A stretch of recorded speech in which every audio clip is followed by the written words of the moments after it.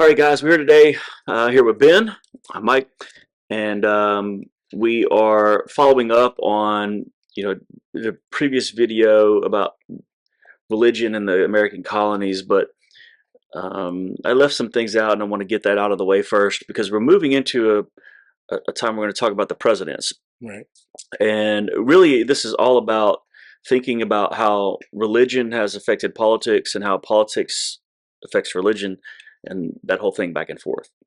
So anyway, just a couple of things just to start us off here. I was thinking about some things that I left out, like um, what's his name, Henry Dunst, right? The first president of Harvard. So he's appointed and he's supposed to be the leader of this organization that is going to be training prophets, the prophets of God. That's the idea, right? And that would be for the Massachusetts State Church. That's right. Okay. It's formed in Cambridge, Massachusetts, for the Massachusetts State Church, right? Which is it is a state-sponsored church. In fact, and you had to be a part of the church in order to be in office or to do anything, right? And Henry was appointed as a president. They thought he was the perfect guy. He had this kind of a I'm going to use the word evangelical, even though it's not. He sort of becomes that, but in the beginning, that's not really what it was. He just had an energetic kind of a personality and such, and they thought Charismatic, so to speak. yeah, he was more charismatic. And so, anyway, they put him in that position. He's the first guy, right, one right off the bat, and they're like, "Okay, we got this thing nailed." And his fourth child was born, and when his fourth child is born, he decides that he's not going to baptize his son Hmm. as an infant. And this suddenly creates a huge problem for them. That would be an issue. It's an issue because the way that they thought about baptism was that baptism was entering into that covenant with God. Right. And you needed to have some personal experience with God later as confirmation of what God was doing, but baptism was the entry into the covenant that you had with God. And also an entry into the community. Exactly. So to not do it would be I don't want to be part of the community. Yes. And so he began to have a different conviction about baptism in particular because he started to run into people who are more of the evangelical persuasion who were baptizing people as believers. So he started running into people who were undergoing believers' baptism, and he studied scripture, and he decided, I don't want to do it. And it ended up all the way in court eventually. It became this huge civil matter, civil law, and essentially he was forced to resign, is what it comes down to. He's forced to resign or he was going to be fired. It was one or the other. Right. But he couldn't do it anymore because he was speaking publicly about it. They warned him, look, have your beliefs, but don't tell anybody about it. And he refused.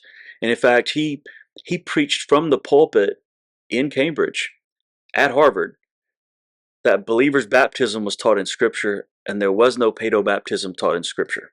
Okay, so that turmoil is happening. There's sort of religious turmoil in the congregational movement, right? Right. And you've got a variety of things happening that are sort of happening at the same time.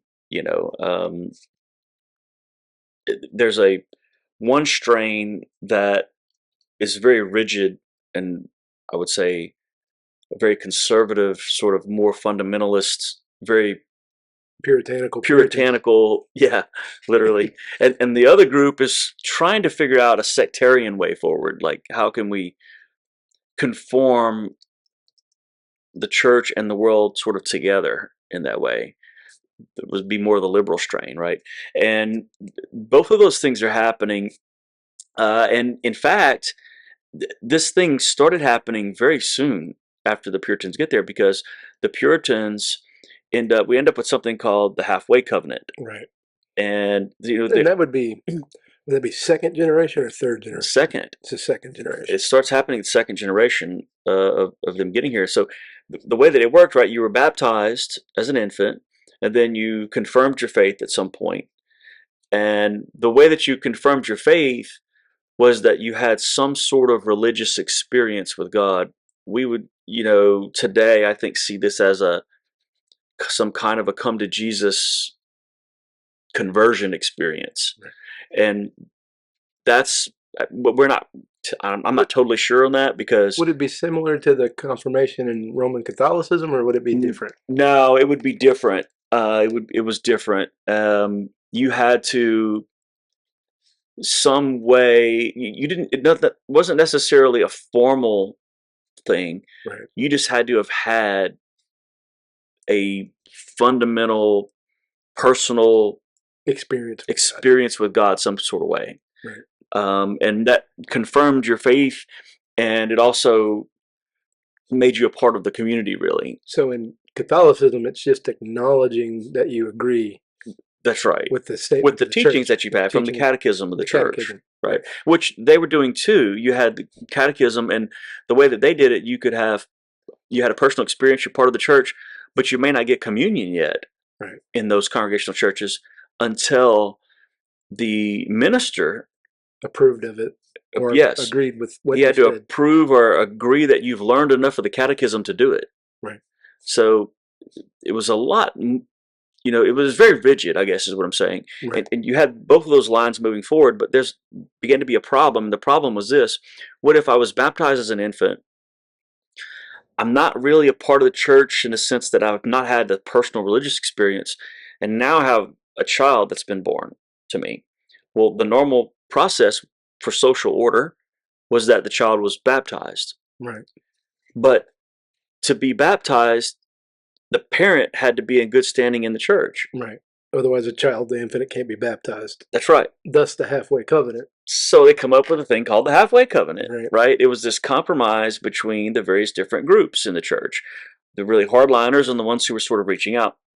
And that it signified sort of that if the parent, even if the parent didn't have that personal religious experience, he didn't have a conversion experience, their child could still be baptized. And then that child would just have to have their own religious experience sometime later, and it would be fine. They would be a full member of the church, but they were halfway. It's an odd, It makes sense from a different point of view. yeah, yeah. It's a very odd. It was a very odd experience, but anyway, uh, so all of that's happening, and you know, by the time of the Well, Revolutionary correct War, me if I'm wrong. Part of the issue is the second generation sort of fell away. they kind of, well, we could say, I mean, well, the founders thought that, Yeah.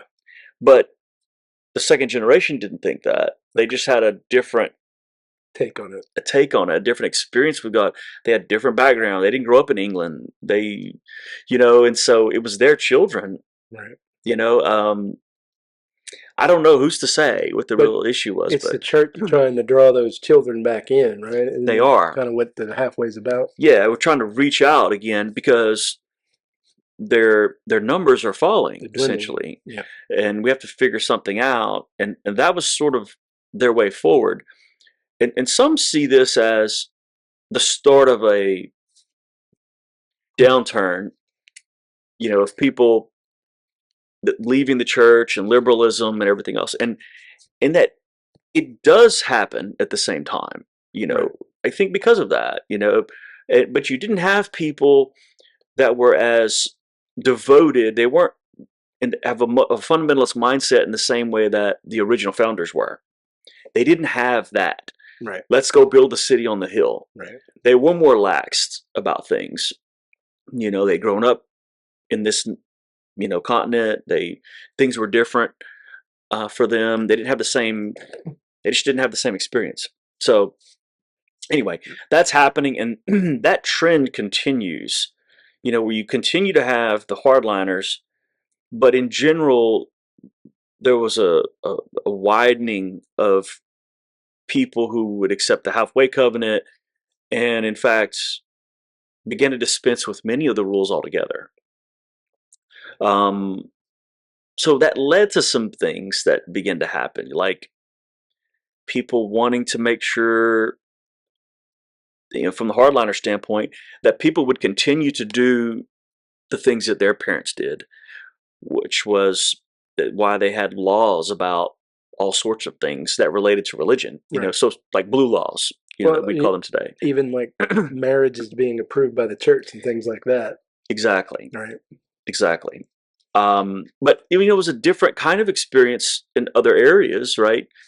The middle colonies, by the time of the Revolution, many of the Roman Catholics had been displaced, and there was Anglicans in the area. They're still there, but they're not in charge anymore, so to Right. speak. And then further south, there's more of some of the other mainline denominations that we would think of today. Right. Well, not all of them because they didn't exist yet, but many of them, and there were Baptists and other sort of various movements. But Maryland doesn't usually get lumped in with the middle colonies, though. It usually gets that's put in true. with the southern That's colonies. true. I just meant further Well, south. yeah, yeah. As to the difference in the Catholics being ousted from Maryland, Hmm. whereas Pennsylvania, you do have that melting You do pot of have the religion. melting pot there. That's Yeah. correct. Yeah, and Rhode Island was kind of it was a Baptist haven, but it was also Well, oddly enough, others that Rhode could live Island and there Connecticut, you have, later on when Jefferson writes a letter, it's to the Danbury Baptist Convention. That's in Connecticut. Connecticut. That's right. So, Yeah, that region, they sort of spread in that region. So all of this is happening, you know, all at once, right? We're going to try to create a school that's going to teach these fundamentalist doctrines, and then it goes off the rails in the very first go, from their point of view, anyway. And the churches are beginning to have struggles, and there weren't as many people going into ministry. There was right, a shortage of preachers, especially in congregational churches. And so, what do you do about that? Well, they have these other fellows that are running around now who are Unitarians, and they began filling pulpits because there was no one else available.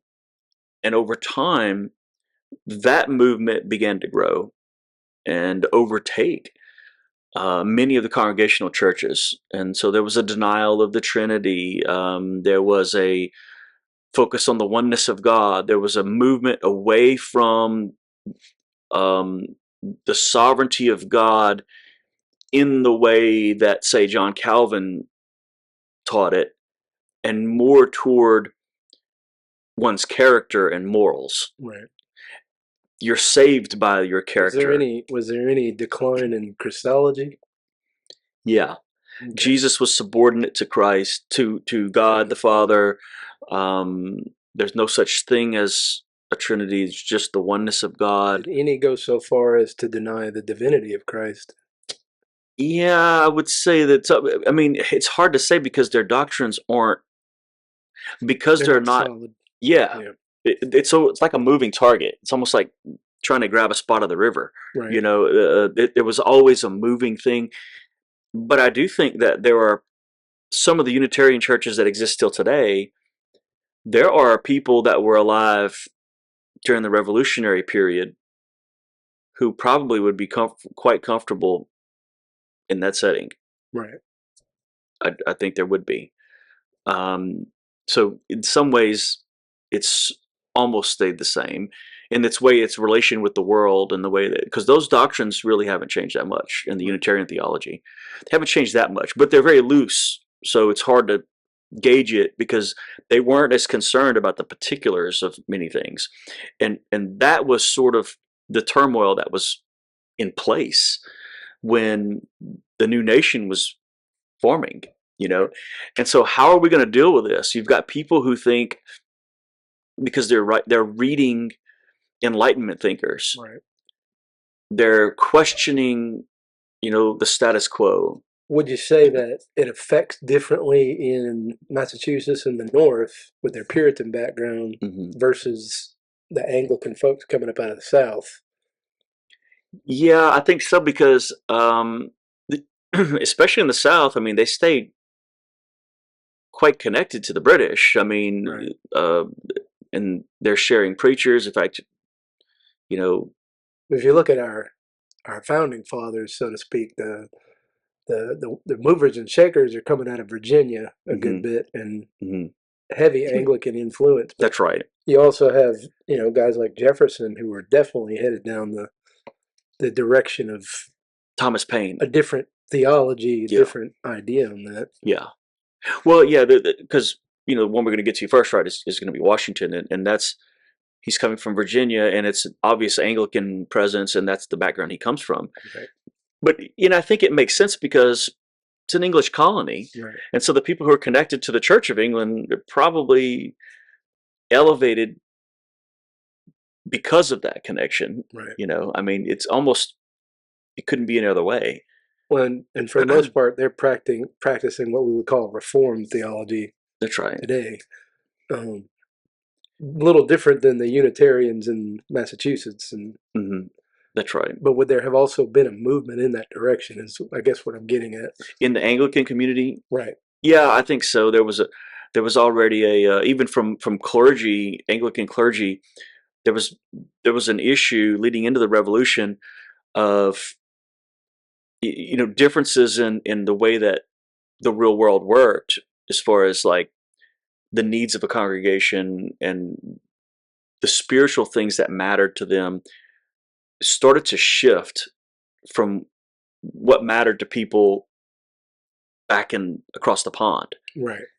And it led to later a breakup of that, right? And so we've got various different groups of churches that are connected to what was the Church of England, Right. Episcopal churches and Right. stuff, which sort of broke off of that for those reasons. Right. They're just completely different in the mindset of the way that they saw the world and the way that theology was to be practiced, I think. Um, yeah, but so they're reading these other philosophers and Right. stuff and thinking about and questioning authority in general. Right. Well, we just talked about that in class today. We're looking at Paine's Common Sense, and hmm clearly Jefferson read that. Yeah, So I mean, they're influencing one another as well they are. on more than just politics. hmm So Yeah, well, it was just in the air everywhere. I think this idea of let's start over. It was already there religiously, then it was there politically, and there's these ideas are bouncing. I think back and forth across the pond, right across the Atlantic Ocean. That'd be the French Revolution. Everything else is going to wind up, and it's all stemming from one source. Really, it's not that one is just affecting the other. It's just that there's this thing in the air that's kind of affecting everything, right. in the way that people just thought about the world, about the whatever truth they thought was out there. Some of that probably comes from being the most literate society ever. I mean, Sure. they read constantly. And you mentioned Thomas Jefferson already. I mean, if anybody read, it was him. The Library of Congress comes from him. Exactly, You know, exactly. And he was prolific himself, right? right, I mean, we have a lot of documents from him, letters and everything else, and he was involved in so many things and so many different administrations leading the country. So we right. have tons of things about him. I mean, the very document that we depend on for our nation's laws The is heart of it, that is, yeah, exactly.